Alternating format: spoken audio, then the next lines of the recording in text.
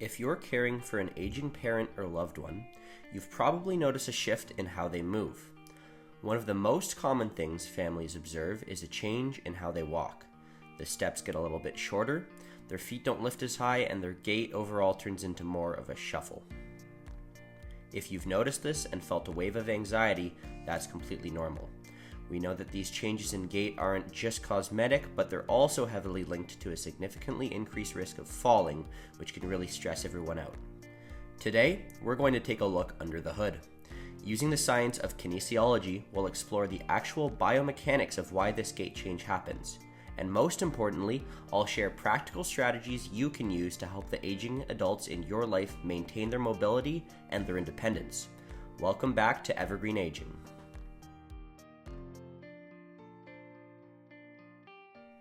To understand how to help, we first have to understand what is actually changing inside the body. It isn't just laziness or fatigue, it's actual physics. As we age, gradual postural changes naturally shift the body's center of mass slightly anteriorly, meaning forward. When your center of gravity tilts forward, your brain perceives that you are constantly on the verge of falling. To compensate, the nervous system forces shorter, more tentative steps so the feet can constantly catch the body's balance. At the same time, we experience diminished joint flexion. There's a natural loss of range of motion, particularly at the hip and knee joints. If the knee doesn't flex adequately during a step, the leg remains too straight, making it incredibly difficult for the foot to clear the floor. But the primary culprit behind that distinct shuffling comes down to specific muscular changes. Walking requires strength in the muscles located anterior and inferior, or in front of and below the knee, specifically the dorsiflexors, like the tibialis anterior muscle on the front of the shin. When these muscles weaken, it becomes very difficult to lift the toes upward during the swing phase of a step. This lack of dorsiflexion means the toe catches, causing the foot to drag along the ground. When we see this dragging happen, our natural instinct as caregivers is just to tell them, pick up your feet. But if the mechanical strength and joint range of motion aren't there, that reminder can become incredibly frustrating for your loved one. It ignores a real physiological limitation. Instead, we want to pivot our mindset towards actionable physical support, and we can start right from a chair. Our first intervention is a safe, low-impact exercise called seated toe raises.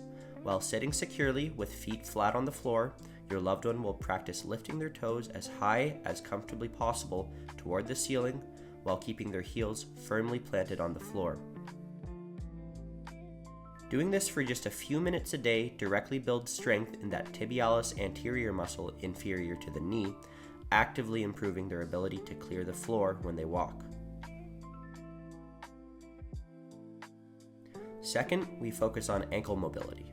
Gentle, controlled ankle rotations, either independently or with your light assistance, help to preserve the essential range of motion needed at the ankle joint. This flexibility is what allows for a proper heel strike rather than landing flat-footed while walking. Finally, we can use something called environmental cueing. Aging changes how the brain processes depth perception. By placing a strip of brightly colored tape on a troublesome threshold or an edge of a rug, you give the visual system a specific target to step over. This simple cue tricks the brain into consciously engaging those motor pathways, forcing a higher and safer step without anyone having to say a word. As you start introducing these strategies, I want to remind you that progress might be slow initially, and that's perfectly okay. Our goal here isn't to turn back the clock, but really more so preservation, safety, and maintaining their independence for as long as we can. So, remember to celebrate the small victories, such as a slightly higher step over a doorway. I see those as a huge win. And just as a quick reminder, please always consult with your loved one's primary care provider or a physical therapist before starting any new movement routines, especially if they're already a severe fall risk. If you found this breakdown helpful, please subscribe to my channel. We have lots more videos coming that will help you with compassionate elder care. Take care of each other and stay evergreen.